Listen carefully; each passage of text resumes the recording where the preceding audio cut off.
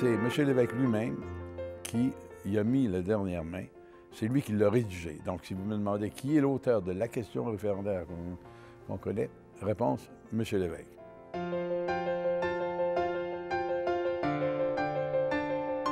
Elle est longue, d'une part, parce que dans la loi qui a institué le référendum, il est écrit qu'il faut que la question tienne en une phrase. Donc, il y a bien des choses à dire. Il a fallu mettre des points-virgules, ce qui allonge la phrase, mais en réalité, c'est plusieurs phrases. Quand on dit aux gens, vous allez répondre par référendum, c'est en faveur de la négociation de la souveraineté association, on peut leur dire en même temps, quand il y aura un résultat à cette négociation-là, vous serez reconsultés. D'où l'idée d'un deuxième référendum. J'en ai parlé à l'évêque qui était tout à fait d'accord. Il était tellement d'accord, il voulait tellement que ça ne sorte pas, qu'il m'a interdit d'en parler à d'autres ministres.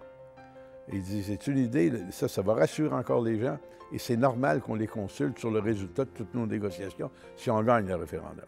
Alors, on a donc écrit une question qui ressemble à celle qui est la finale aujourd'hui, mais dans laquelle l'évêque a ajouté des précisions sur les relations internationales, la fiscalité. Il a fait de la pédagogie, si vous voulez, dans la question, et ça l'a allongé.